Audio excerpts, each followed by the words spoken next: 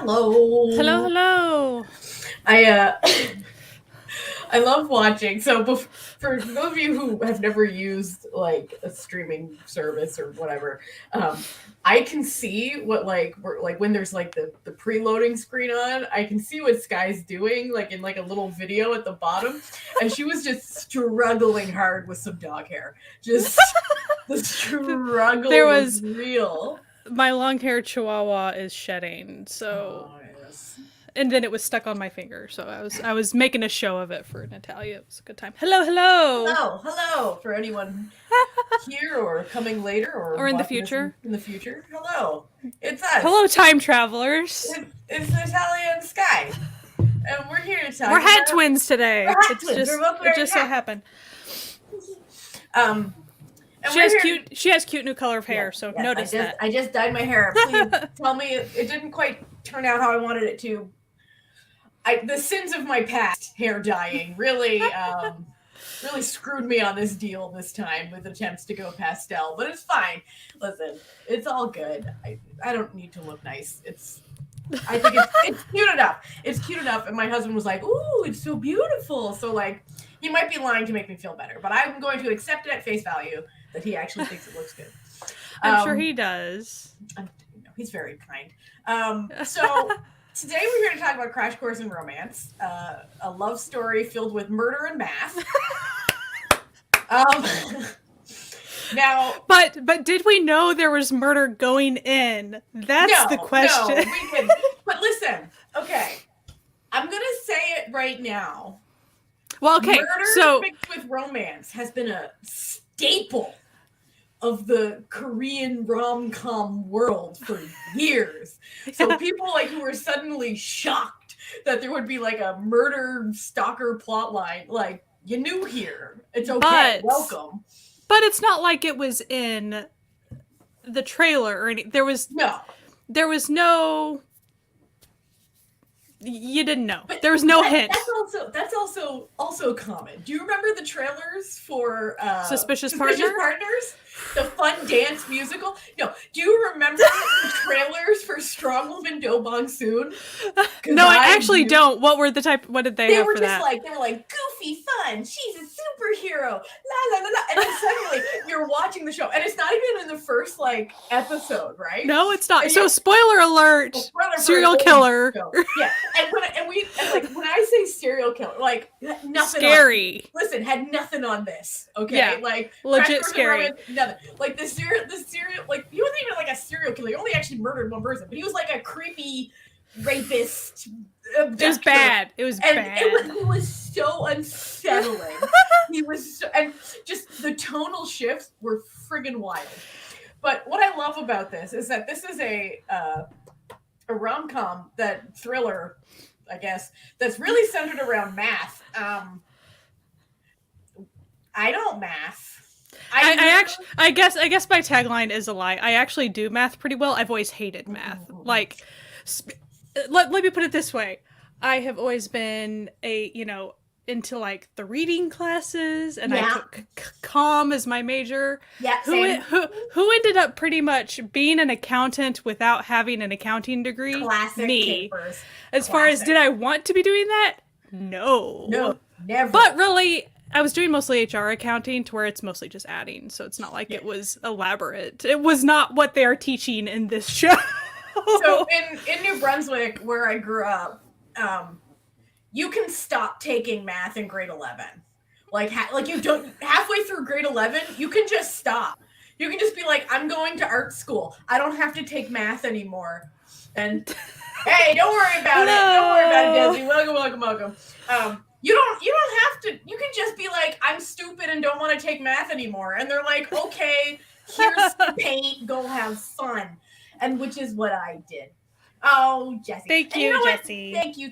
And also, we know that you have no plans to watch any seconds of this drama, so us potentially spoiling it. Though, one thing I do want to say, in case Jesse has not seen on the timeline or anything, there's way more murder in it than I expected. There's way higher body count than I even would have guessed a few episodes in. I was expecting a body count of 0, and that was a body count of more than 0. So, But I do sort of laugh because, like, as I was saying, like, we should have known, right? We've been here long enough. We. I wish I could remember. So it's been. I watched a lot of it as it was airing. I think I probably kept up with it until like episode 8, and then I kind of had a break from it, and then I caught up. I think after it finished, and then I finished it all. So that being said, I do not remember when it started being like, oh, murder. I don't remember how far in it was. Like, he had a stalker from like the second episode. Which that was disconcerting. Like, it was. So it's like it did give us a slight. Yeah. Oh, TikTok. So like it didn't ever have like no unsettling vibes. But anyway, well, this is not the first time this is happening. I guess we can start at the beginning. So I will say, episode 1, you definitely get the vibe that he is in a very bad mental place. Yeah, he has an eating disorder. He doesn't sleep. And they even project that well with like the lighting and the tone of the show. Whenever they show that, it seeps through the rest of the show. It's not just like, oh, he's having a rough time. It's like, no. Like, it made the show feel like a rough time. It's like, the only thing going well for him is his career. Everything else is garbage. Like, he is a broken, sad man who just knows how to be engaging teaching math. That's it. Like, it's right off the bat, it's like this. So, you already know, if you don't know murder's gonna happen, you definitely know stalker issue. And he's going through it. And it's not like it's going to get fixed in 2 seconds. Like, he has problems. And it was very clear from the beginning that this was a show about how fucked up the educational system is and how it's literally destroying young people's lives. So and also entire families through that. Yeah, like because of that. And so, like, there was always a vibe of unease throughout the whole thing that people who I've seen who were very shocked that suddenly there was a murder. I'm like, did you not pick up on the vibes? Like, did you not check the vibe? Whatever.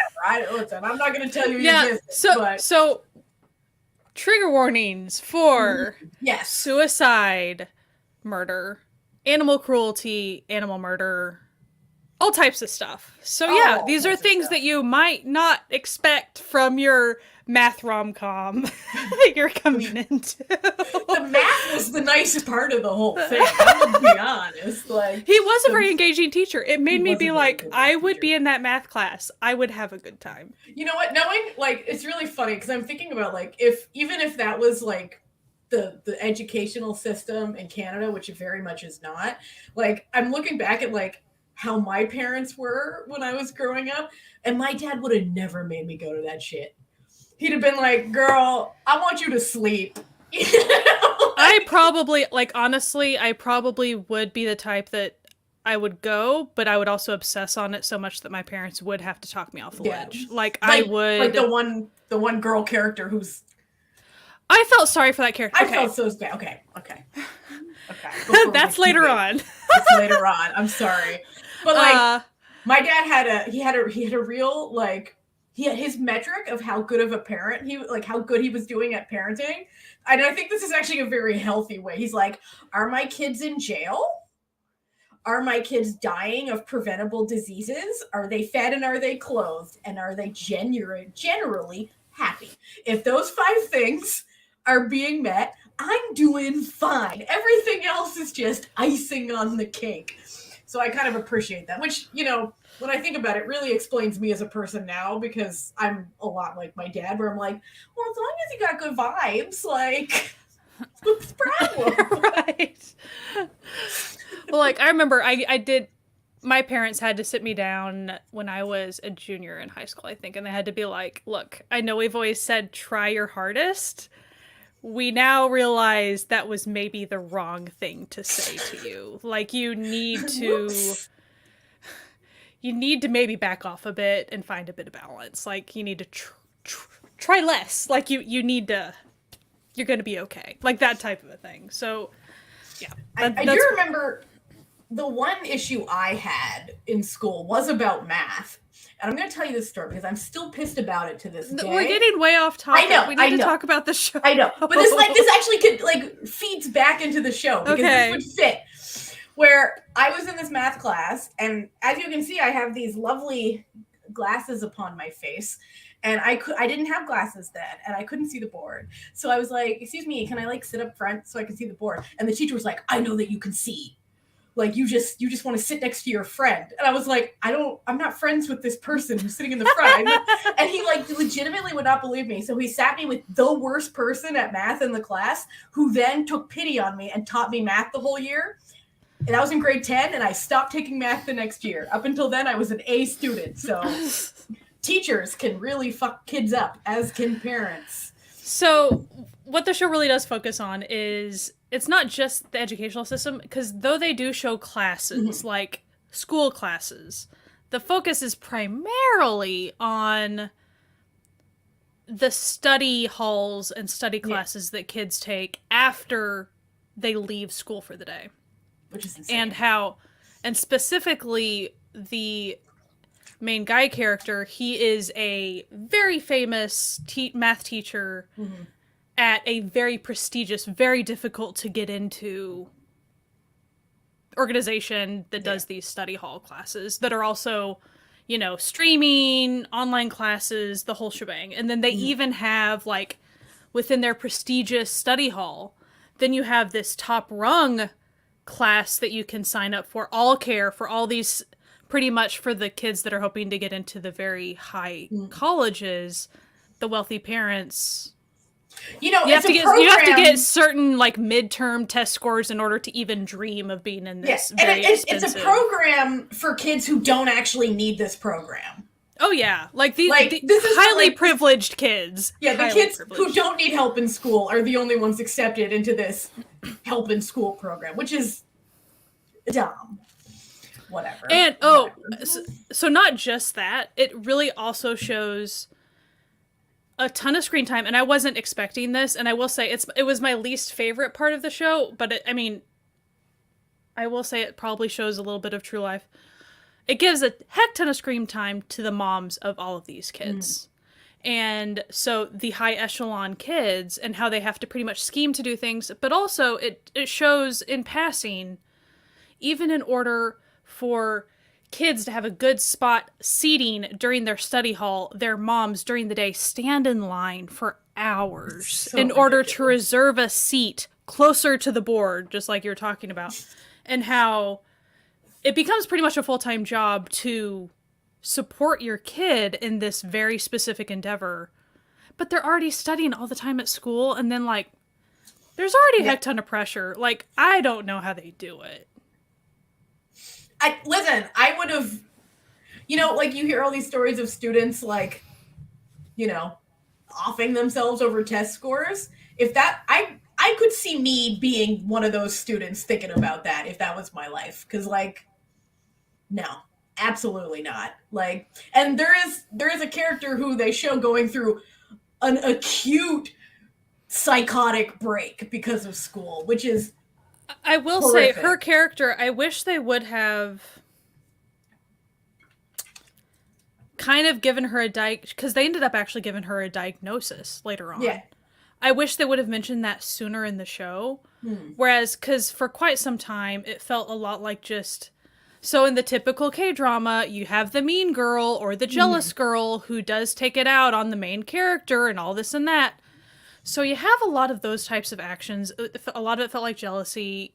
Obviously it kind of was. But though it was showing that she was going through a psychotic break, I feel like someone needed to step the poor girl. Like, she went way too far. Like, people were not taking care of her. Like, it was very sad. But also the way the viewer was led, you're almost led to really dislike her when the reality is she's an object of pity. She's having a very bad time. Yeah. Like, it was sad. The little actress did a marvelous job. She did such a good job. I will say this: every actor in this, on point. Like the cast of this is wild, and they all did an incredible job. So even if you like or not like the show, it's irrelevant. Like, that's irrelevant to the fact that everyone they all did very doing well in the show was really quite excellent. And even though it's a rom-com, light on com. Yeah. There Very are light. moments, but like it really is like the you have warm family moments, and that's usually where the comedy would happen. Yes, once in a while you might get a pratfall, but it was really, since there was so much seriousness and there was even so much screen time given to the high echelon moms club situation. Yeah. A lot of it was just very serious. And I'm gonna admit, I fast forwarded through some of the mom stuff because I just got tired of it. Like, because they were just so mean. They were just constantly scheming and trying to take down kids. Literally, and I just couldn't. 16-year-old child. They wanted to ruin their lives. Like, calm down, ladies. And whenever you get 2 large scenes of that per episode, I'm just like, okay, I'll see what they do here in a second anyway. Because it always, like, they would meet and then it would be obvious, like, what then caused that. Like, it's like, okay, we're gonna be evil some more. But we're gonna go pick a student. Oh, okay, because that's really helpful. Great. Yeah. Like, but it did nicely contrast against, the main character she's a mother, but she adopted her daughter and has never really been evil like that, because she's just a kind person who was raised by a kind person who thought that who you are as a person is more important than how well you do at school. And that was, I think, the crux of her personality. Well, and she's also inherently an athlete, so she was like a national team handball player, to where it's not that she couldn't school, it's just that was not really a huge part of her life. So it's not that she like doesn't care about her daughter/niece's well-being at school. She does, but like she doesn't know how to play the game of go stand in line for 3 hours or go socialize with this awful group of other mothers and stuff. It's like super bad. But she runs a side dish shop, and with her like best friend from handball, like they're so fun together. They're such a so delight. Funny. And then her brother also works at the shop, and her brother's autistic. Pretty far on the spectrum, but able to go like on walks by himself, able to go like visit restaurants. Yeah, he's able to do things, and he does like help and stuff. So yeah, he's high functioning, but still has a lot of social problems and health issues. So that actually comes into play quite often with if a stressful situation does happen to where he has a panic attack or something. He has pretty severe heart issues, so he usually ends up it's very serious. He ends up in the hospital. Like it's a big deal. So she's super protective of him. And I will say, I think the only thing that I got slightly uncomfortable about any of that, I think they handled a lot of it well. I think the only thing was the main girl character, like she was often really frustrated at him, like all the time, and would kind of like slap him around a little bit. And it was a bit much, but like I'm an only kid, so like it's hard for me to identify with that stuff. Yeah. Let me tell you, I am not an legit child. Now listen, we weren't violent by any stretch of the imagination, but there was some smacking. You get annoyed and you push, you're just like, oh, fuck off, like, so, I don't think that's an uncommon thing with siblings that, So like I'm not saying that's a big pick. It was just like, since I'm not used to that dynamic, and then the fact that he was very much on the spectrum, I was like, kind of made me squicky just a little bit. I was like, oh, okay. But like, it was always fine. It wasn't a big deal.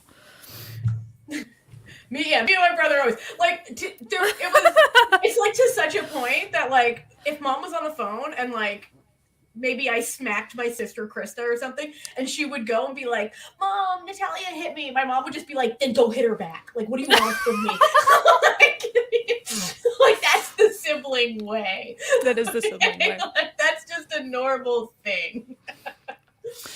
But speaking of like that character and that that actor did a very good job portraying that. Of course, that actor is a supporting actor in a heck ton of shows. You've probably seen him in a ton of other things. But he did a very good job. It was done very well.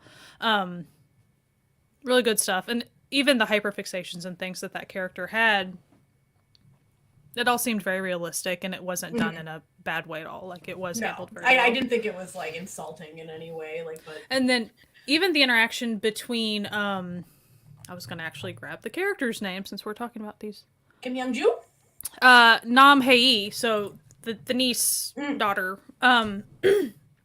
The interactions between that character and the uncle, the autistic so uncle, nice. like, but she wasn't ever overly patronizing. Like, just it was always just taking care of him, but not like, but also giving him a lot of independence. I mean, it was always they took care of each other. The family was great. The family was like so good. What was sort of nice because what was sort of the other mothers that you're presented with in the show all consider their family to be an utter failure. Like this family, but this family is the only one that's functioning. Oh, like, yeah. all the other families are shown as being so dysfunctional, so awful, whereas this family that they all look down on because they don't have any money, and she's a single mom, right? And the daughter doesn't go to they all think the she's classes. married. Yeah, they think she's married. They think she's married. And then her husband's like over in Thailand or thing. something. The Philippines. He's in the Philippines. But like it was a fake husband so that no one would make fun of her niece daughter for having a single mom. Which is like another like absolute nonsense. Like it's just absolute nonsense that is so common in these sort of stories. But I just really like the sort of the juxtaposition that all of these mothers like look down on this family as though like, oh, this family's basically like trash. But it's the only family that functioned. Yeah, the poor trash. Like, but it's the only family that functioned as a family. And also, you really did you got the vibe that they went through really hard times, but like they always had taken care of each other ever since, because the main character's mom had passed pretty much right when they like it was all, so she's had to take care of her niece from like, how old was she? Like 22, 23? Yeah. Well, I mean, as far as the character. Yeah. Like, she was young. She was still on the handball team. And she had to, like, give up her stuff because she had to take care of her niece and her brother, daughter. Yeah. So, but, like, that whole thing, and she never saw that as, you could tell that the character never really saw that as a great sacrifice. Like, she never felt shortchanged, I guess. Yeah. She didn't really think about it. She would just go work hard and take care of her family. Like, that's really the whole thing about her. And so, though she's cheery and stuff, and she kind of doesn't think very far on things, but she takes care of her people. Like, she makes sure that she gets her job done and she runs her shop, and that's everybody's taken care of. And I think that is sort of what makes him initially fall for her. Because when he first meets her, he falls for her food because he's basically bulimic. Poor guy. So he's like wasting away, and everything he eats makes him want to vomit, or actually vomit, until he tastes her food, and suddenly he's like, oh shit, this is delicious. And then you find out there's a whole backstory as to why. Because of course there is, because it's a K-drama. There's always a backstory as to why that gets revealed as time goes on. Actually, it gets revealed to everyone but him pretty quickly. Yeah. The audience figures it out. The audience knows. So initially, he's just like, okay, like I have to put up with this woman who's, I think, is just an absolute weirdo. Because I see her food's the only food I can stomach. Well, but to back up, their very first reaction was in the hospital when he's wearing a jacket with a tiger on the back, which, like, that is a fashion choice. But, like, it's tacky, but I'd wear it. Like, it's tacky, but I'd wear it, you know? Like, so then the autistic brother-uncle fella, his hyperfixation is big cats. Like, he watches all the documentaries, like, that is his jam. So, of course, he's like, this jacket is, like, godly. Like, I need to take a picture of this jacket. And so he's not, like, up on the guy. But he's taking a picture. Well, of the back of the jacket, yeah. The math fella, he does have stalkers, and he's going through all of this other crap. So he's on high alert for a bazillion and one other reasons, which is legitimate. It's not like he's trying to be a jerk. He's really not. He hears, because I think the picture click sound. Yeah. Because I think they, like they always have that. So then he tries to grab the phone and delete the pictures, and he doesn't take a hint that this guy is a high functioning autistic person, but very much, he's getting very upset. Mm-hmm. So that she comes in and just like she's ready to chases him down because he has her brother's phone, and she is just gonna rail. Like, listen, she's like, no one steals from my fucking brother. Absolutely not. I was a professional athlete. Absolutely not. And he's running fast, but she's running faster for a very long time. Like, it was such a good chase scene. It was so funny. Very unfortunate first meeting, though. So, like, it all started from that, which was a nice enemies setup.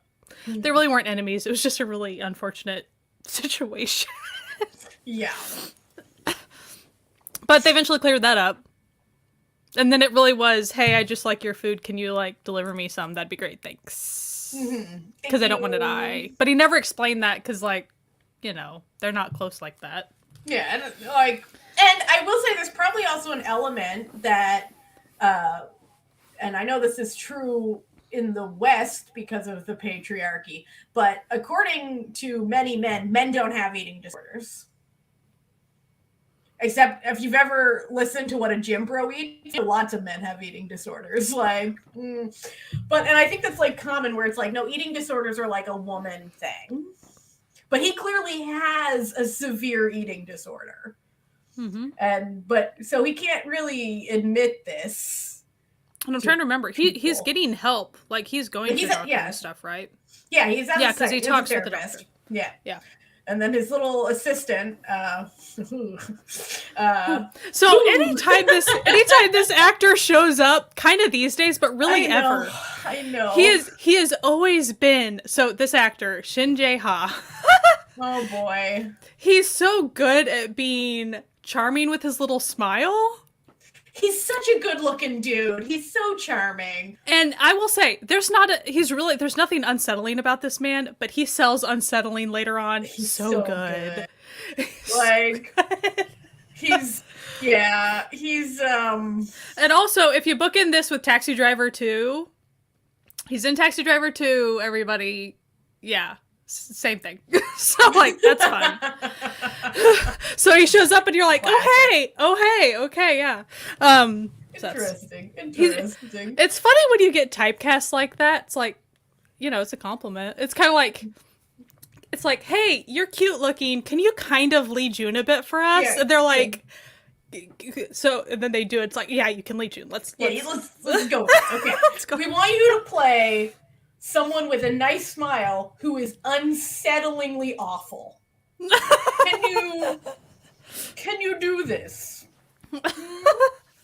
That's so spoiler alert, he's unsettlingly awful. It does happen later on. Yeah. They did a really good job drawing that out. Like, they had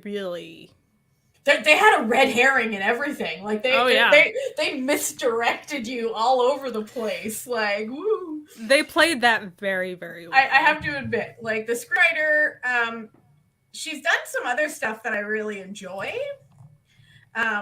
Like, she did the Once Again, which is like, I love that. And then she also did Weightlifting Fairy Kim Bok-joo, who got the sports drama again. And like, she did Oh My Ghost. So the director's from Oh My Ghost too. Yeah, so they reunited. So it's like, man, the director. You've got the sport. It's like she was putting everything together. She's like, I did Oh My Ghost. There was murder.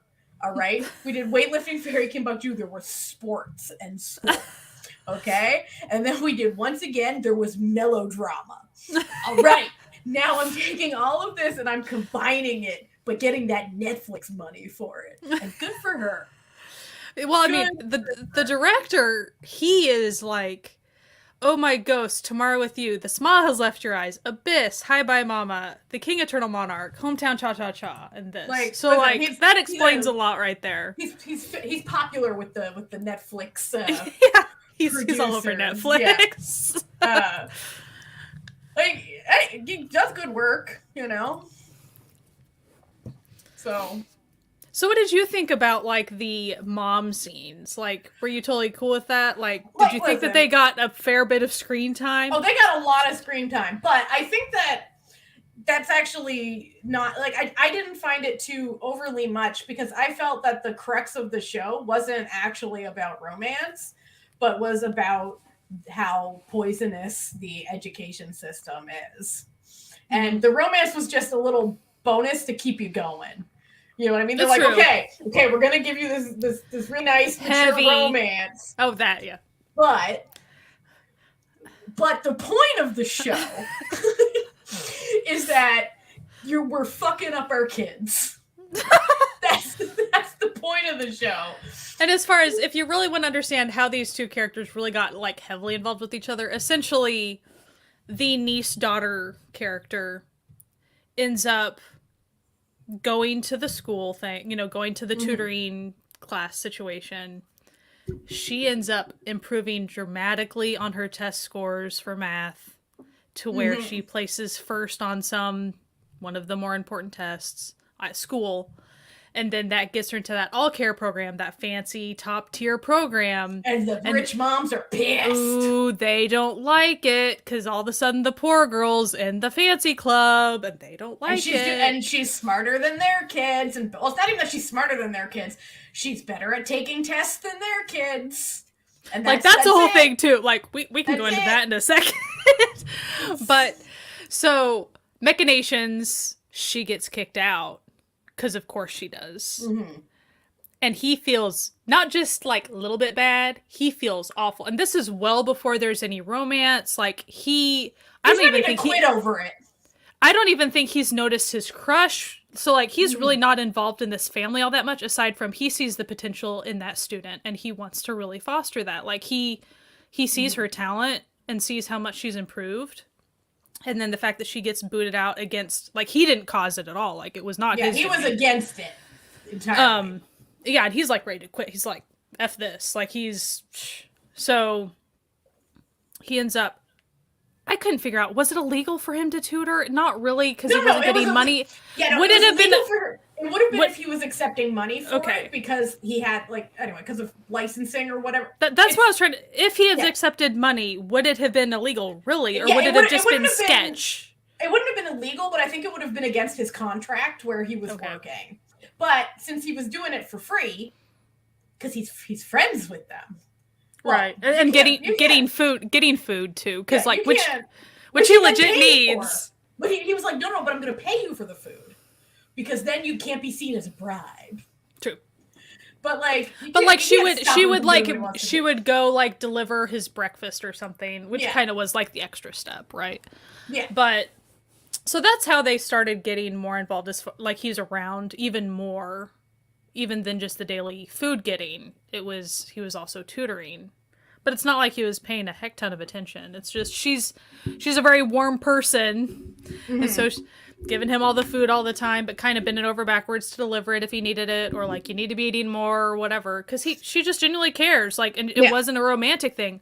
Honestly, there's a few episodes there where they're just like, I wouldn't even say they're really friends. They're kind of just acquaintances, but she's treating him like he's family already. Yeah. To her. Like, she's going to take care of him.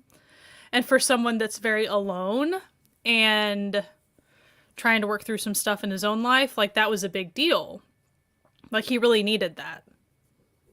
Because his assistant was a good assistant, like, he wasn't around to take care of him.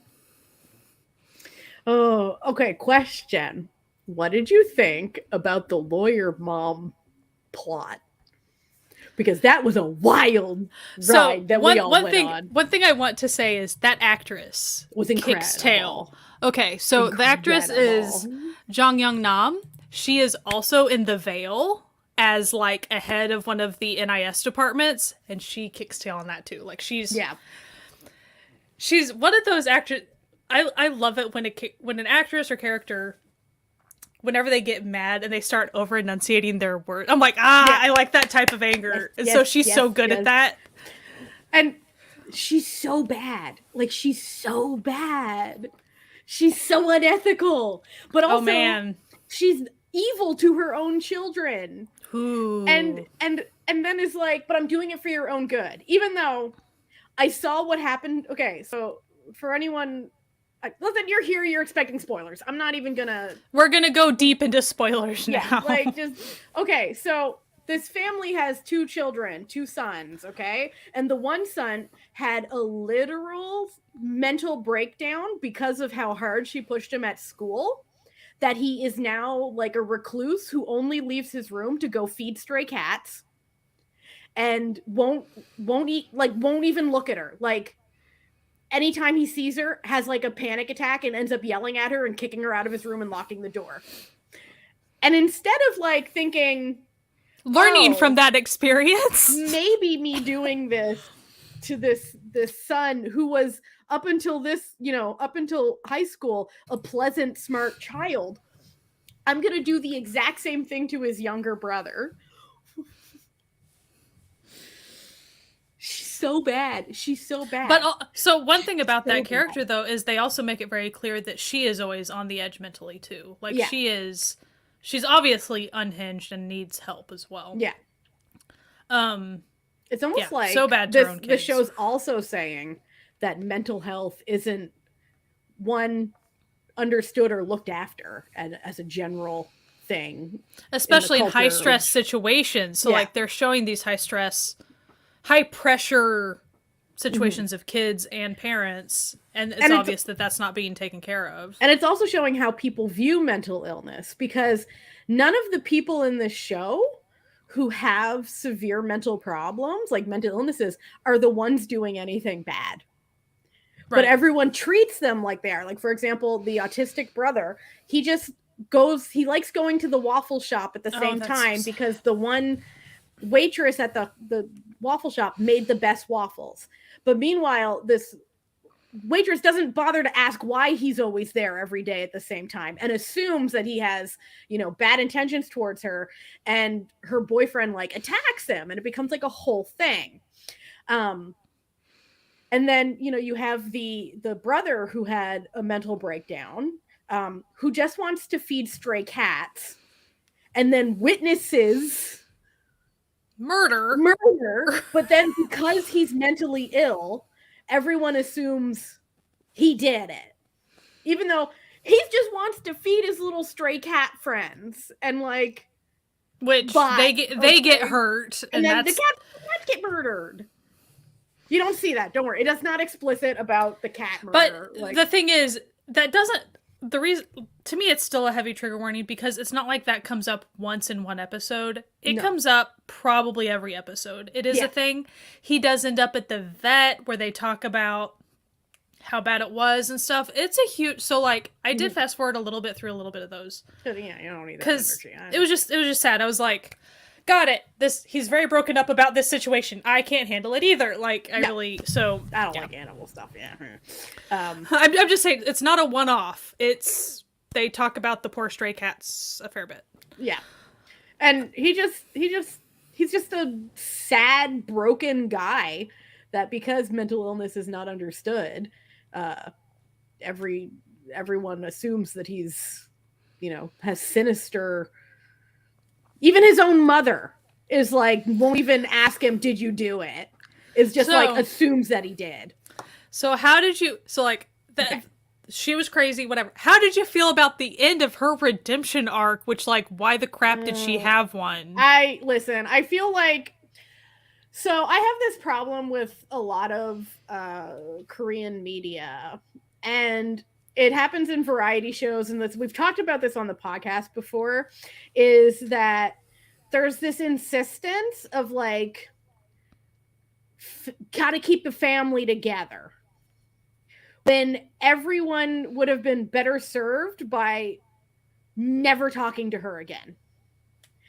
So, but because there's this insistence, like, and also it's a little bit of propaganda, we do understand, because they have such a low marriage and fertility rate right now that they're trying to push, family togetherness and getting married and blah, blah, blah, blah. That, of course, you can't have, exactly. Like, of course you can't have someone getting what they deserve if that person's a mother with children. And, like, the ideal end of this story that is the best thing that would have happened to her two sons was if their father divorced her and took both of them elsewhere. So that's actually what I was going to bring up. Like, he had such not a hand in their rearing, it felt like, which if the mom was controlling, I will say that. But whenever he kind of eventually saw that there was a problem, obviously.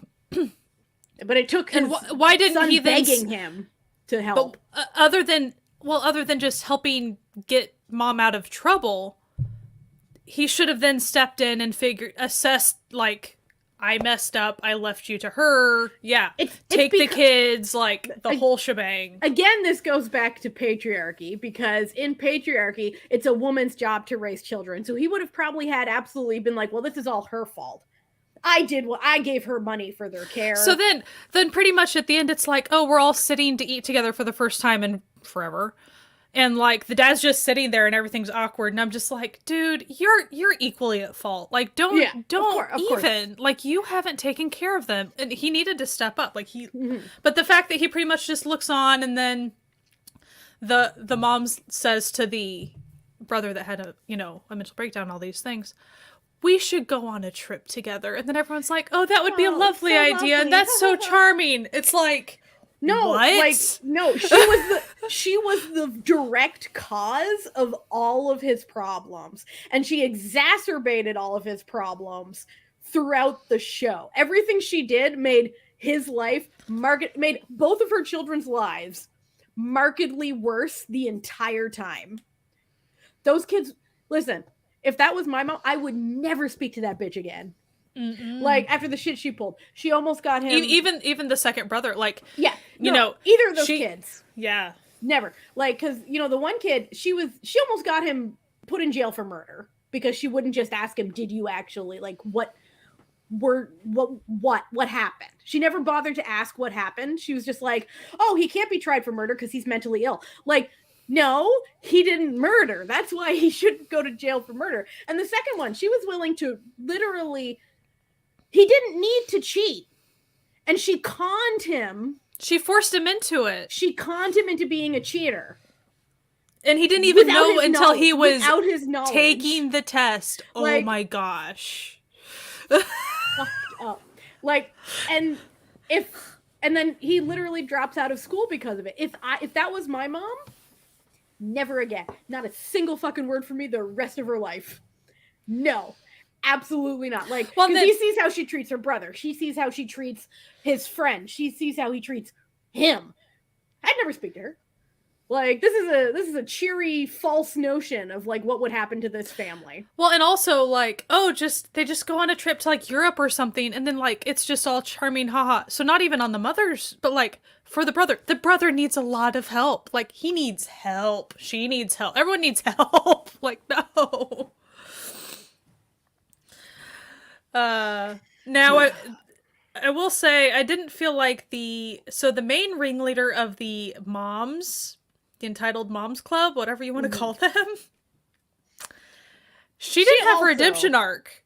Did she? No, she didn't, but she also didn't get any sort of comeuppance. Like, oh, she did. She did. She did get comeuppance. Well, like, the comeuppance was her husband, who'd been cheating on her the entire show, was found to be cheating on her.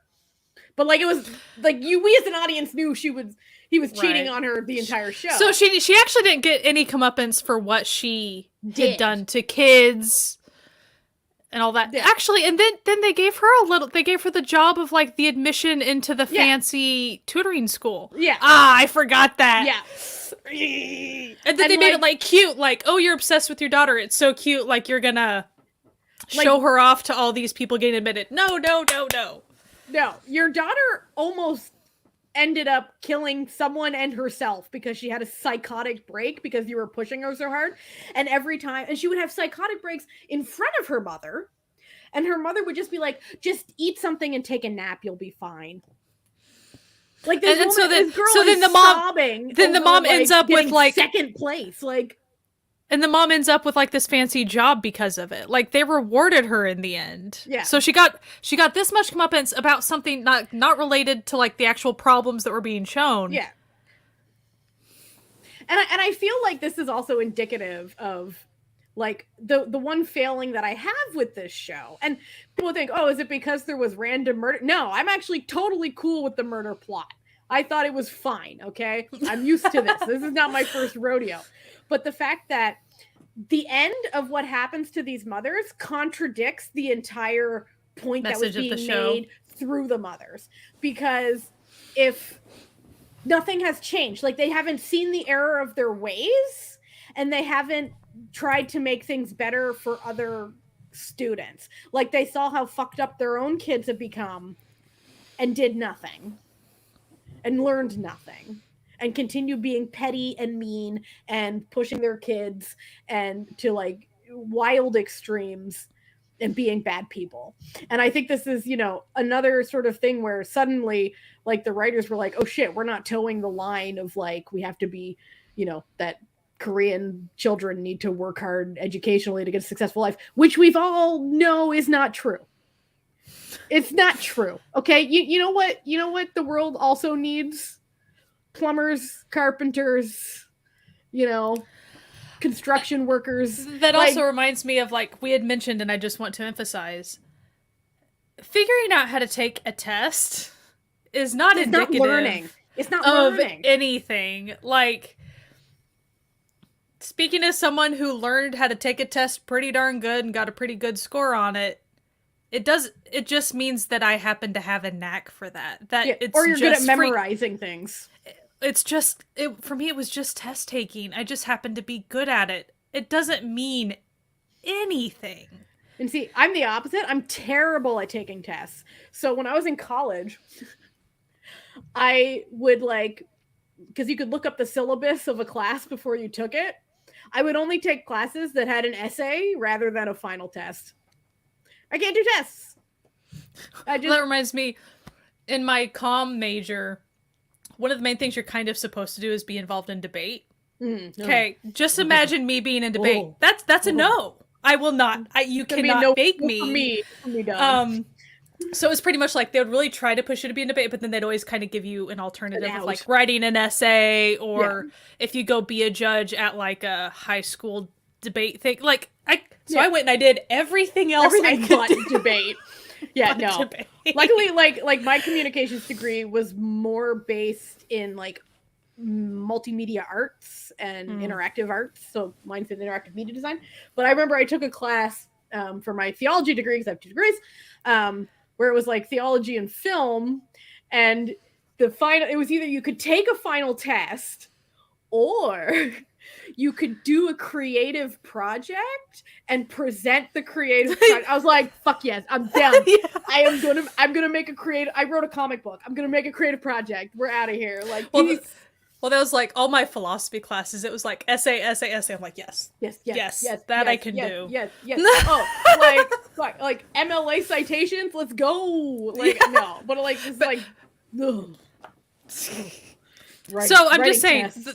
The pressure on test taking and that trying to be like showing really anything. Yeah. It doesn't. It's useless.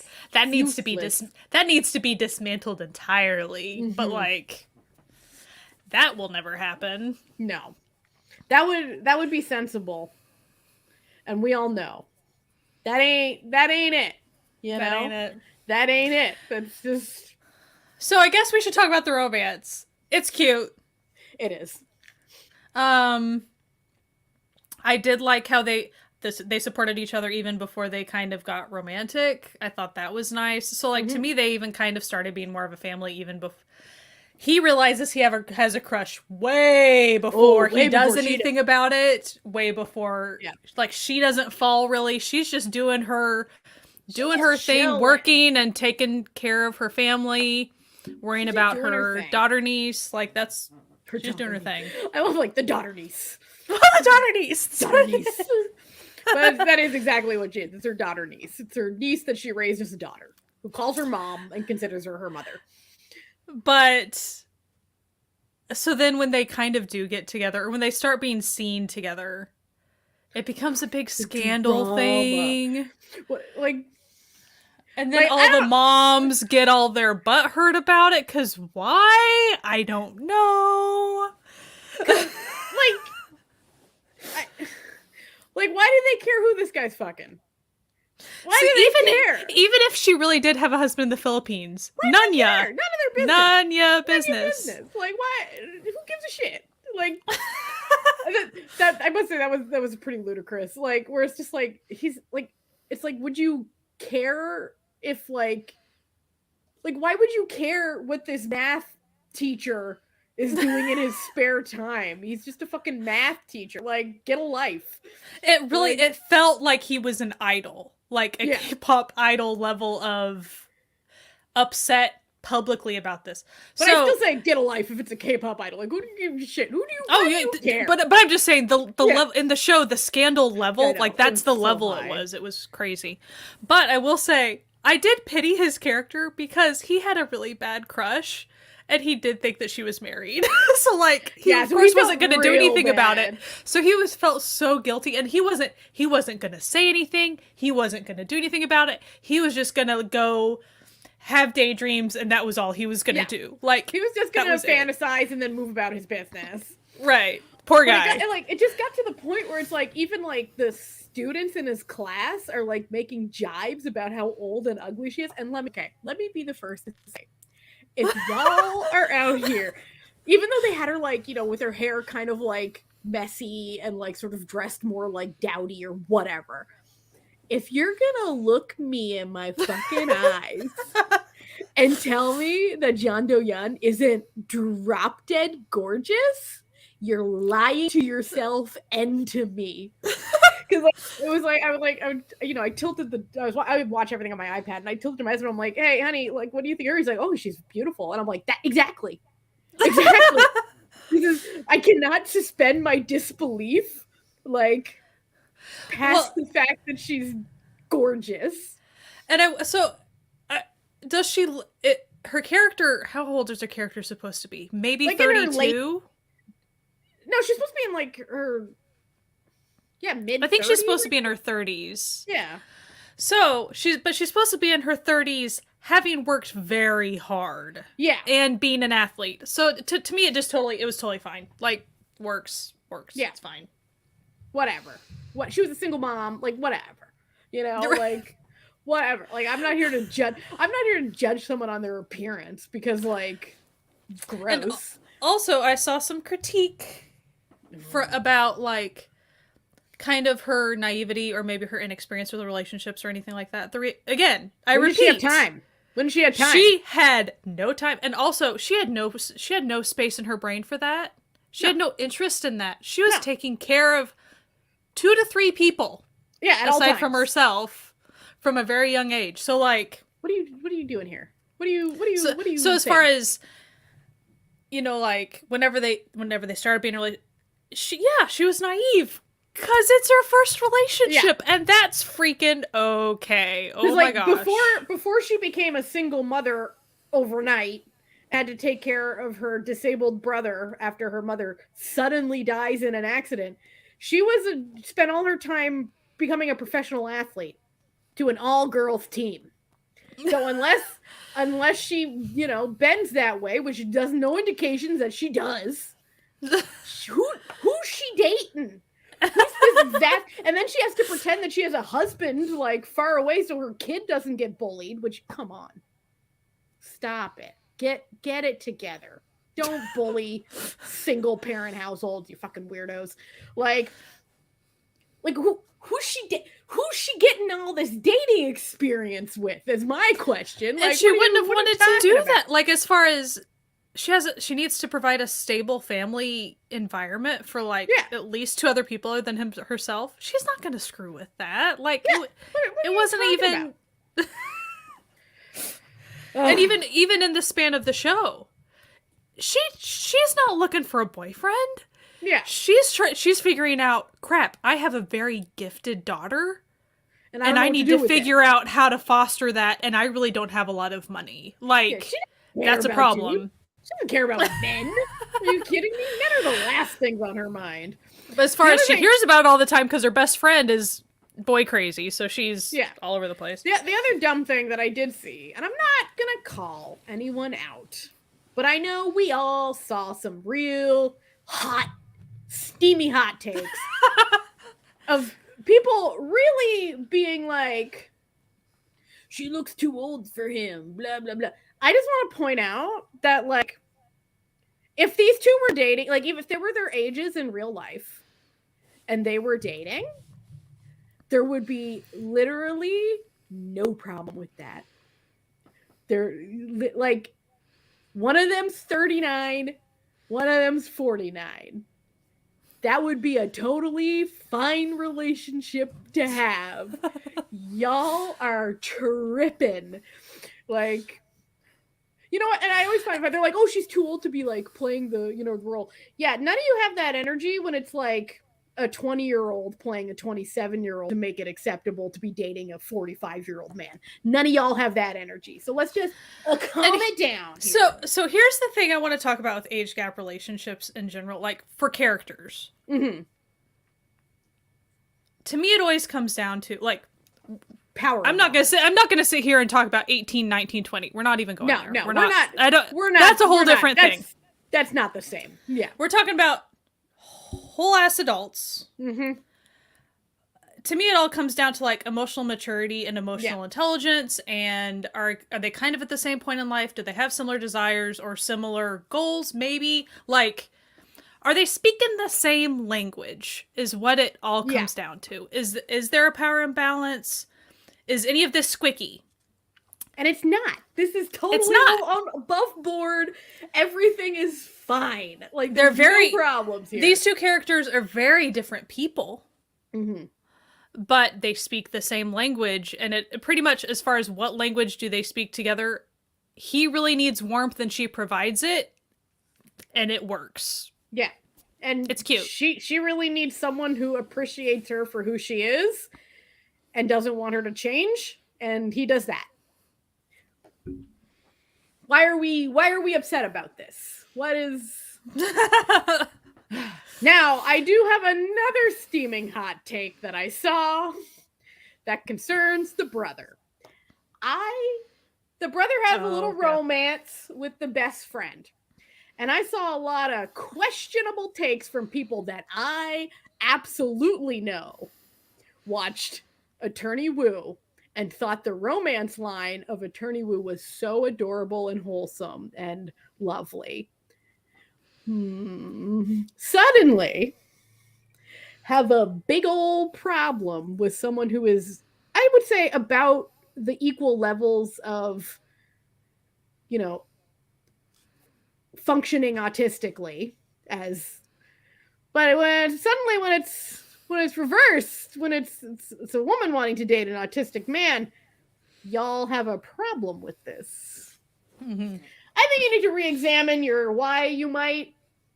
I thought it was fine. Like, you know, I was like, okay, I guess, like, if that's what we're doing, that's what we're doing. Like, to me, it felt a little forced in the show, just because we're Korean rom-comming it. Yeah, like that was really the main critique I had. It almost felt like, of course, because it was like an afterthought. the entire show, the best friend is boy crazy, mm-hmm. and obviously starts hobbies to like find dates is her main thing. Yeah. And so the fact that she eventually figures out, oh, he's really dependable, and that's kind of attractive, like, because he is, and I've known him for a bazillion years, like, whatever. If they had given it more time, and could they have spent more time on making it feel a little bit more natural? Yeah. Did they need to even do it? No. But like, it was fine. Like, it was fine. But it wasn't the offensive thing. No. That I saw people getting upset about it as. I mean, as far as I do think that the relationship could have like started off a bit better. Like, yeah. To me, that was the only critique of the relationship I would have, because again, you need to have direct communication type thing. Anyway, yeah. Anyway, those were the two hot takes that I saw that I was just like, okay, I don't know, man. Calling y'all out. One thing I do want to mention is I really did like Hei-E's like best buddies at school and stuff. Like, I really enjoyed all of the time that we did get to see them at school, and then like the Oh, new that friend hockey guy, player. the hockey player. And then how there was like a love triangle with Hei, but Hei just kind of wanted none of it. Like Yeah, Hei she was like, just, I don't have time for your hormonal nonsense. She's like, I'm just studying and getting into college. Leave me alone. Like, I need a scholarship because I am from a poor family and y'all aren't. So, like, leave me be. But I will say that the himbo hockey player has a little bit of like a place in my heart because he's so stupid, but he's so kind-hearted that I'm just like, yeah, you know. Now, here's the thing about this. Now, if I was her, okay, and I was presented with this kindly himbo, and then my best friend, whose family is the most fucked up family I've ever seen. But does she know? Does she know that the family? Well, eventually, yeah, she does. But I. But like prior to that, I don't know if she knows. At the point where they're both like confessing her love, okay. If I'm looking forward, I'm picking the himbo every time. See, I would have picked the best friend because the best friend has been through it. He knows what's up. Yeah, but like the himbo, like, listen, you if you're with someone, you're also technically with their family. We know nothing of the hockey player's family. But the hockey player's family, lets him do his thing. Yeah, the hockey player's family, his mom didn't almost get his brother arrested for murder, didn't get the other one kicked out of I guess school. we don't know. That's true. Like, he could have just as dysfunctional of a family, but I don't think he does. He's too nice of a guy. Now, I will say, so I liked all the interactions at school. I even liked kind of the second best friend, the girl best friend, and how she was not naturally talented in academics, and how they did show sometimes like the fact that she felt like left out and stuff. Like, I thought that was a really good thing to show because that's true. Like, it was good that they showed that. The one thing I will pick on about the little like high school love triangle situation, when Hei was genuinely concerned about her best friend's well-being, and the himbo hockey player takes her on a freaking date to the ice skating rink, I was not okay. I was kind of pissed. Did you like the himbo hockey player a bit too much? It didn't bother you? Like, I didn't really think about it that deeply. Gonna be honest. Like, she was in a really bad mental space, and it was like he was trying to cheer her up. I don't know. Yeah, but he made it into a date. That's what made it sketch to me. But whatever. Anyway, it's cute, and then I really did enjoy the time jump later on for everybody. It was good. Yeah. You didn't like the time jump? I thought it was fine. Like, I get it. It was necessary for the show. So I have no problems with it. And also, I like a time jump where one person hasn't, like, noble idiocy and left for no reason. Right. So I'm totally fine with the time jump. Well, you're acting like you weren't into it. You're just like, whatever. It was fine. Like, I found the ending of the show the weakest part of the show. Why? I'm trying to think of what aspect. So, like, first off, the redemption arcs for all the terrible mothers that was totally a problem. Yeah. Secondly, it's like suddenly her and the girl who literally wanted to kill her because she had psychosis are besties. Weird. Yeah. Weird. Then it's just like the show was like, all the things that happen are so messy that it like tied up so neatly that I'm like, there should have been a few little messy ends here and there. It's true. Just for realism purposes. I forgot to mention the birth mother. The birth mother. When we say mess, hot mess. Hot mess. The hottest.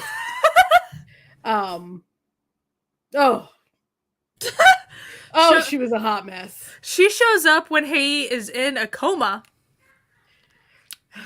and tries to mom all over the place, and no one, like, calls her out for it. Hei eventually wakes up and doesn't call her out for it either. It's like, no.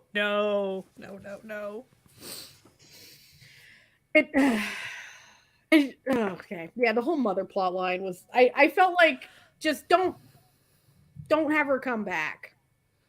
You know what I mean? At Like all. just Could have skipped the whole character. You could have left as far as the mechanic of how this family is this way. This is what happened.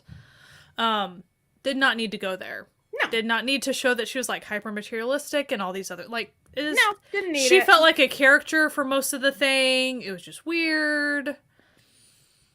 Not necessary. It was and then it was very strange. And then so he finally gets out of the hospital. And her for some reason she's like, I'm going to go back to Japan with my birth mother. Yeah. And I'm not going to explain to anybody. I'm just going to leave. I'm just going to do it. Because the plot demands that I do. And it's just like, okay, calm down here. And so, of course, the main character's like heartbroken that her daughter is like leaving without explaining anything. He's like, I guess she knows what's best. Girl's 16. She don't know shit. Tell her to shut up and get back in the house. Like, what are you doing? And then the fact that the main character is like going and buying Hei like all the, you know, the medicines that she needs and this specific whatever's, and it's like sensitive skin stuff, and then trusting that the mother that abandoned her is going to adequately take. No. What are we doing here? What are we doing here? Enough. Now, during some of that, being in the hospital situation, and then the cops are all questioning things and trying to figure out stuff, and how it got brought up that, like, they assumed that she tried to commit suicide.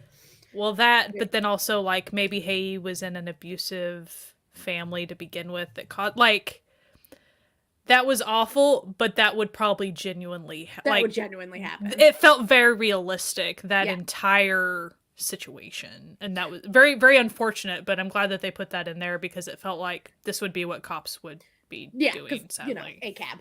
But like what I sort of find sort of telling about this whole thing is like every once in a while you'll get like sort of like really subtle, but it's not really subtle. It's pretty obvious, except for some people it's not, social commentary where why would you think that a student who gets hit by a car during testing periods, it must be suicide?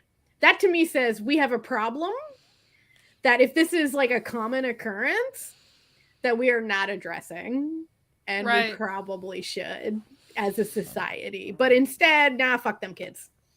Fuck them kids.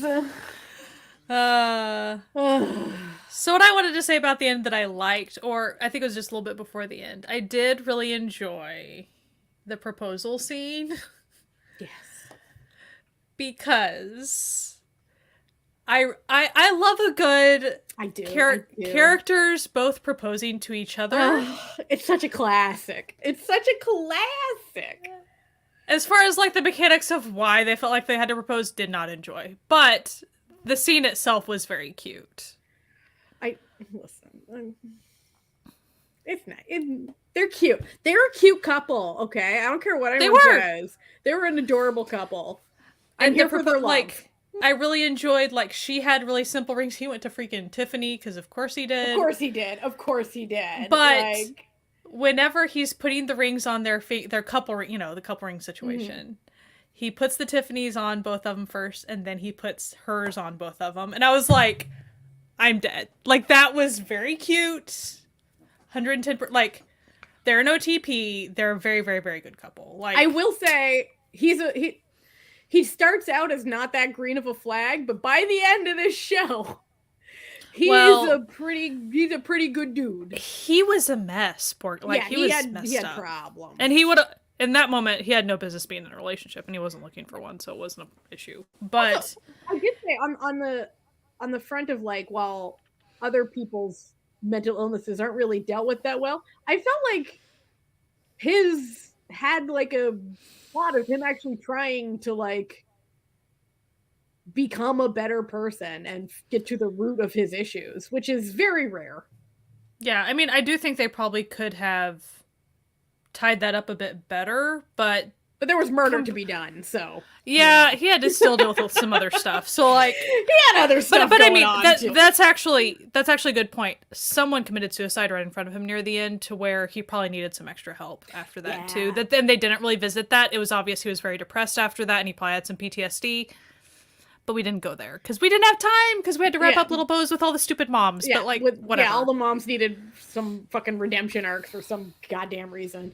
You know what their redemption arc should have been? Jail. And I'm a prison abolitionist, and I'm just like, jail all these to these women, right, straight to jail, straight to jail. Now I will say, I really also enjoyed the couple moment where they went and they sat on like a bench somewhere, and she was just talking about like, I finally came up with what I want to do. I want to be like a sport teacher or something. And he was like super supportive, and he's like, that's great. Like, absolutely, I will support you all the way. So I guess when I say I liked the time skip, I'm mostly thinking I liked seeing them later on, because it was That's true. Because what ends up happening, the fact that like, sorry, we assume this whole time in this time skip he's been going to therapy regularly. So like, that's the assumption we're making for him to be so well adjusted after the time jump. Right. So even when they get engaged, they straight up say, you know, not until later on, after the daughter takes the test, all these things, it'll be later. So you time skip to where they're still not married, but it's obvious that they really want to be married, but she is still studying for this like test to become a teacher or whatever, that she's failed a couple times already. Listen, she's working hard. And you can tell he's just trying to be patient.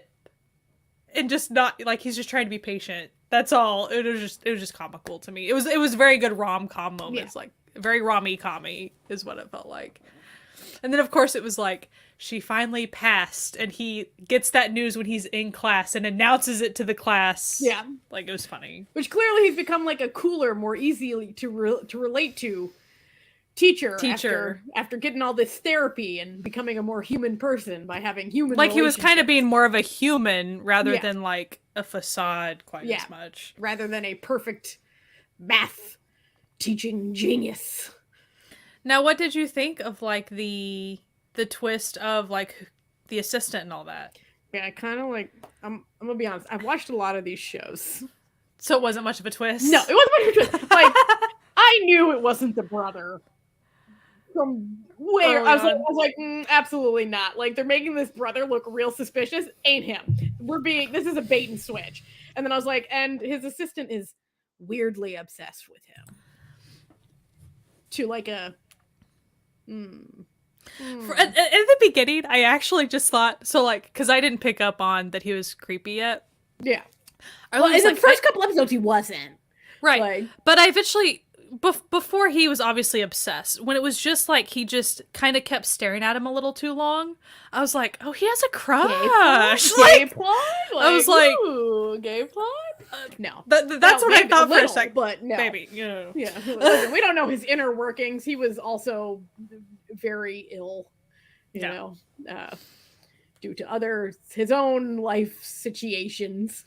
But I kind of didn't enjoy how they really had to, in order to tell that character's backstory, they had to give a lot of screen time to the backstory of of him and his sister and the mom and all these things. And they brought that up like once an episode, and it was like, do we have to keep hearing about this awful like murder-suicide situation that this kid did? Like, that's really sad. Yeah. And also, like, a real most moms are terrible vibe going on in this show, huh? Like, all but one mom you meet is just the absolute fucking worst. Yeah. No, wait, 2 moms. You meet 2 good moms. The main woman is a good mom. Her mom was also a good mom. So you had the outliers in this world. All other mothers, Garbo. These mothers. I'm trying to pull the actress, like, what actress played the mom? Oh, it was the one who does everything. Yeah, I'm trying to everything. Her name. I'm so bad at names. I shouldn't have even said anything. Kim Mi-kyung. She plays the Ajuma. If anyone's unfamiliar, on Healer, you know. Listen, if you know, you know. If you know, you know. If you know, you know. She's been in a lot, you know. Yeah. Oh, another thing that we didn't cover just really quickly is also like online discussion board and like online bullying with that and the hate comments and how that also wore the main character down, the fellow main character down a lot too. Like that was also a huge aspect of things. Listen, as well. I say it once and I'll say it again, and I've said it for years. Netizens are fucking stupid. Just netizens as a whole, just the whole netizen culture, the worst. Just mind your business. Why do you care? Why do you leave a hate comment? You had all the moms doing their crud, but then you had like random a jealous people, teacher going after him. Like, get a life, okay? Listen, I have just sort of you know, if you're out here and you're on the internet and you see something and you just feel like making a really snarky, mean comment to hurt someone's feelings, just don't. Just like do something, like literally do anything else. Just keep scrolling. You don't need to do that. You can just go comment something positive on something that makes you happy. You don't need to, you know, if you see someone who you think is ugly, you don't have to tell them. Like, if you think I'm fat and ugly, you know what? You can tell me. I don't care. I'm not going to hurt my feelings. But you don't have to. You don't have to. You can just keep, you know, go about your business. But, like, as far as in this show, it's also, wow, just let the teacher be a teacher. Yeah, like, he's literally just teaching math. Like, calm the fuck down. We don't need to care about his personal life. Especially when the rumors that they kept starting were things like that had to do with maybe involvement with students. Like, that's not freaking okay. Like, it was bad. So, of course, he was going through a rough time. Yeah.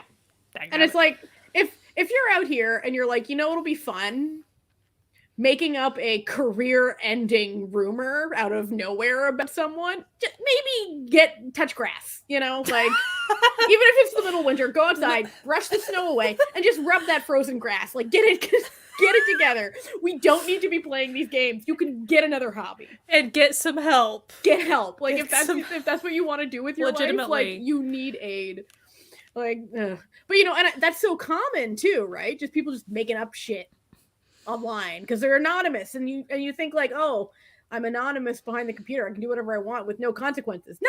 No. If you wouldn't say it to someone's face, don't put it on. Like, don't say it about them online. Well, it kind of just kept being a thing throughout the show. So, like, he would kind of deal with it in the beginning, and then as, like, their relationship, like, his crush got revealed, and then you know, all these things, and it was just not good. Just not great. But also, but anything that got revealed, like, with the exception of, like, the dumb fake rumor about him being a pedophile, which he wasn't, even if she was married, okay? All he said is he had a crush. That's all. But like, even if she was married and they were having an affair, does that affect his ability to teach your kids math? Like, he's not teaching them ethics, or like, he's teaching them how to do mathematical equations. Who gives a shit who he's legally fucking on the side? Also, it doesn't matter. Also, like, so all these girl students that were in his tutoring class that would get their hearts would get broken because he was like, girl, you a minor, okay? Like, I get it. He's a good-looking, charming, gregarious guy, but he ain't interested. Okay, he's not that way. He's not a gross, creepy dude. Like, move on. There's a really nice ex-hockey playing himbo who would love to meet you. You don't have to play this game. You're totally on his side for you're like, he's my favorite character, and I'm sticking to it. I just like his vibe. Okay, his vibe is nice. He was charming. He really did try, and he really did, like, he improved on his test scores. Like, he did try. He wasn't just trying to get with Haiti. He was also studying. He was working hard, and also he wasn't like. creepy about it. Like, he wasn't pushy, and he didn't like guilt her into anything. He was just a dude. See, the ice rink date was borderline for me, but everything else was fine. Well, I'm just saying, that's my opinion. He was trying to put on the charm a little. He can't always just be good bros, you know. He's trying to move it into a, you know, but direction, I did appreciate like the relationship between him and then the other guy in the triangle, and how and like ultimately went to bat for him and like saved him on the roof, and like they became buddies. That was good. He's like, you might think that your life is ending now. Like, I thought my life was ending when I was injured and can't play hockey anymore, and that's all I ever did. But I want you to know, we're best buddies now, even though you don't like me at all. I think you're great, and I'm not going to let you kill yourself because I love you too much. And he's just like, we're not friends. He's like, no, we're friends. And also, that whole process, it was pretty much like, the hockey player got charmed by the other guy a couple times because he would like do something and he'd be like, ooh, my heart fluttered. He'd be like, I need to be his friend now. Listen, hockey player, big bi energy. He had bi energy. Big bi energy on that hockey player. I'm not sure that he knows that he has bi energy, but he has bi energy. Listen, we were watching. We know, yeah. We can tell. Because when he was like, oh, my heart fluttered, I'm like, yeah, just keep that in your mind, buddy, for later on in life. Yeah, just be aware. You know what? At some point in your 20s, you're gonna come to a realization, and it's we're here for it. We're here for you. Like, we love you. Don't worry about it. So, like, what would you rate this? Like, what would you rate? I know people are just clamoring. What did Sky and Natalia rate this drama? 7 to 8. 7 to 8. I'm bad at rating. But what I do think is people shouldn't don't go in thinking it's just a rom-com. Yeah, don't go in thinking it's a rom-com, period. Because it's not. They're very, very light on both rom and com. Like, because it's too heavy to really call it a rom-com. Like, I'm gonna be honest with you. I will say that if you're on my drama list, the synopsis is the most misleading synopsis. Oh, what is it? Okay, let me just read this out. After retiring from her career as a national athlete, Namhae-sun now owns a humble side dish store. Her cheerful personality and boundless energy catch the attention of Choi Chi-yeol, a popular and hardworking private instructor known as the 1 billion won man. Despite his reputation, he has become increasingly aloof and irritable due to his growing success. That's not quite what's happening. No, that's not a thing. No, I get this continues. As Namhae-sun embarks on a new career in the private education field, does she? Because I don't recall that. She unexpectedly yeah, this is a bizarre. I remember reading that because I remember thinking that she was going to actually like. Okay, I don't know who wrote this, but they clearly were misinformed about what the show is about. She unexpectedly finds herself drawn to Choi Chi-yeol. Does she? No. Though they have very different teaching styles, their shared passion for education brings them closer together. No, it doesn't. No, it doesn't. This doesn't happen. As they work alongside each other, they never do that. They begin to discover a deeper connection that no, this isn't what happens. However, their relationship is not without challenges. Okay, sure. As they navigate the ups and downs of their personal and professional lives, this is not what happened in the show whatsoever. They must learn to confront their own shortcomings and trust in each other's strength. Will their love be enough to overcome the obstacles in their path? Okay. I don't know who wrote this, but you were incorrect about 90%. It needs to be corrected, like that entire second paragraph or whatever. That entire second 2/3 of this is just absolute nonsense and has nothing to do with what the show. Now, like in the beginning, is his character kind of full of himself a little bit, but that's not his main problem. No, like he's also going through it with a heck ton of other stuff. He also is severely depressed, doesn't sleep, and has an eating disorder. Like, he also knows he ain't shit on top of being very famous. It's a very strange dichotomy that he is aware of. Like, he knows he has problems. You know what? I will say that the alternate title for this makes far more sense than the actual title that Netflix chose. And the alternate title is One Shot Scandal. That's actually a title that makes sense in terms of what this show is. So I feel like my drama list synopsis is total nonsense. It's absolute nothing in it. Pretty much nothing in it happens. Just none of I remember reading that like way before the show came out, and I was thinking, oh, so she's going to become a teacher. You're like, I assumed the character would become a teacher or something. No. Well, she does, but not until the last 5 minutes of the show. Right, like that's not a thing. But that's not what the show is about. Someone has lied to these lovely users at my drama list. Anyway, whoever wrote that, incorrect. So what would you rate the show? Listen, okay. So as people who know me know, my ratings... You're better at rating. No, I'm not. And because I rate based... Okay. My ratings are not based on how good the show was. They're based on how much I enjoyed the show and how I think it compares to other similar shows. So I gave it an 8.5 out of 10 because I genuinely really enjoyed it. And also I would be... Here's what happened. So I edit our podcasts on Sundays, and it would come out on Saturday and Sunday. So I'd be like, okay, once I edit my podcast, I can reward myself by going and watch the 2 episodes of Crash Course in Romance from this week. So it was like a little treat. It was my little weekend post-work treat that I gave myself. And I genuinely enjoyed it. But like, it did have some issues, hence why I genuinely don't know what that was. Something just like toppled off my desk. Do you need to check? No, I think it was just an empty bottle. We're fine. Listen, don't ever I'm not gonna expose myself by what a disaster. You have some items. It's fine. Lots of items. I'm a little gremlin. I'm a little trash gremlin in my office. So I genuinely enjoyed it. So it vibed with me. So I gave it an 8.5 out of 10. And that was, but it vibed with me, but I didn't think it was excellent enough for me to put it in the 9 category. You know what I mean? Like, you gotta be real good to get up there. So one thing I will say, it has very different tones in the show, but I never felt like there was a bad tonal shift. And I don't know... I applaud them because I never felt like there was a bad tonal shift. Mm-hmm. But when I think about the tones in one episode that would happen that are wildly different. Yeah, but they would ease you into them. I applaud them for how they would ease, and so all of a sudden you are kind of comedic, they never timed it inappropriately with the heavy subject matter.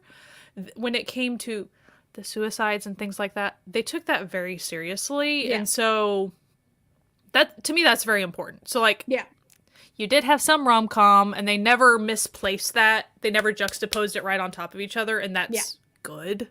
Because whenever shows do that, it's kind of disconcerting. I do think the show had a lot to say about private tutoring institutions and the education the pressure system in general. Yeah. And they even have... characters do have explicit discussions near the end. The main guy and then his teacher buddy, they have discussion, not a long one, but enough of one that talks about what's with these problems. This needs to be fixed. So they really, which was interesting that they even overtly said some of that stuff. Yeah. It makes me grateful that I wasn't grow up raised in that system. And I almost was but not quite as bad because I lived in Thailand as a child and my mom was considering us staying there long term. And it was not as bad. Do they have cram schools and stuff too? Yeah. Is that a big thing?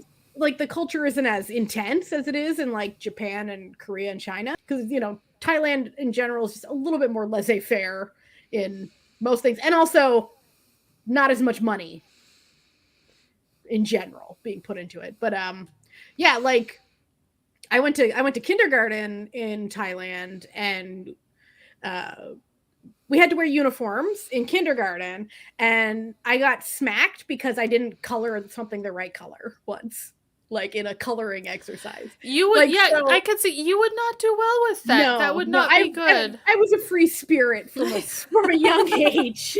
I was a very free spirit. So, there's infamous stories of my sister walking me to school and then me grabbing onto the fence and being like, no, I don't want to go, and her having to pull me by my ankles. It was a neighborhood event of Natalia refusing to go to school, the little non-Thai girl freaking out.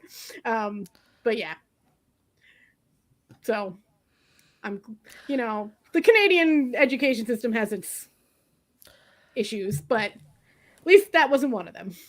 I'm not even going to get into that like that. Yeah. This That's a American whole is other not going to kettle- say a lot of stuff whole right now. other So, kettle of fish. Whole other kettle of fish. Yeah. but I will say, so this show, very well acted. It was good. They really... I thought the little animation at the very beginning was cute too. Oh, the the style opening of that was credits kind are of so storybook, cute. you know, like the Yeah. storybook type of animation was cute. That like style of opening credits is very popular these days. Mm-hmm. Yeah, it's everywhere, and I like it. So I also liked they didn't go camping a lot, but I like when there's like some camping.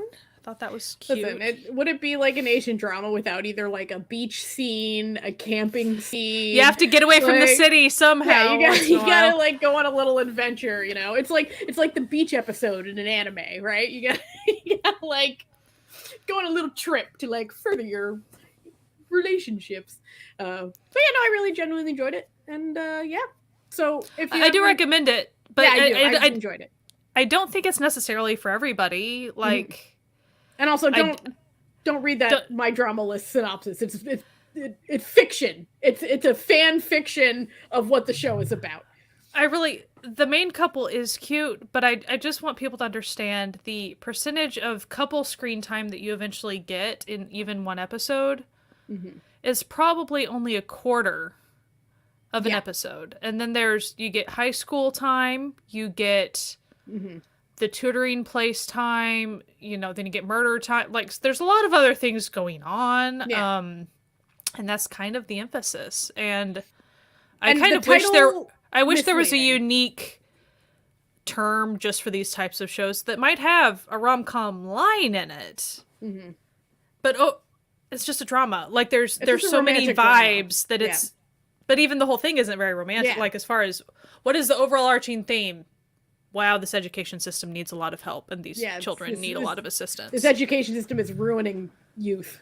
Is the main plot of which it's show. like there's heavy stuff. Like I cannot overemphasize that. So you have to be ready for those types of things. Like you can't go in thinking, "Oh, cute! The posters are cute. The vibe looks really cute." There's romance in the title. Let me tell you, that title is about as accurate as the synopsis on My Drama List is. Which is 0. It's not like, an accurate title. Honestly, if they had even marketed it more on the murder side, it would have felt more accurate. Yeah. Or made it at least look a little darker than all the pastels and stuff. Just a touch. I did enjoy it a lot though. Yeah, and it's not slice of life. It doesn't really feel realistic.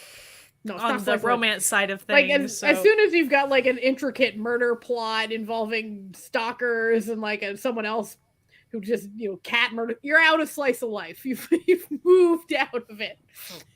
That's not a regular lifetime occurrence for most people. But yeah, we hope that people enjoyed hang out with us today. We'll be back on next Monday. If you're watching this live or before Monday, the 27th, with our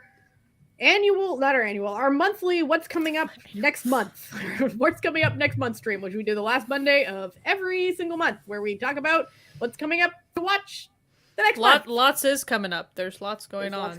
There's lots coming up. And, everyone enjoys those streams. It has an added benefit because there's a little game we like to play, which is how did Natalia fuck up the PowerPoint this month? Because every month it's a new and fun way I do it. Not on purpose. So anyway, we hope you had a great time tonight, and thank you for hanging out with us, and we hope you come hang out with us again. CertifiedNunas.com. Oh, and subscribe. That's right. Wait, you even have a banner. I have a banner. Don't forget to like and subscribe. There you all that YouTube stuff. And all of our episodes for our podcast are on here, so you can listen to us. And yeah, thank you for hanging out. All right, we hope you have a great night. Bye. And we'll talk to you soon. Bye. Oh, I'm in the wrong page.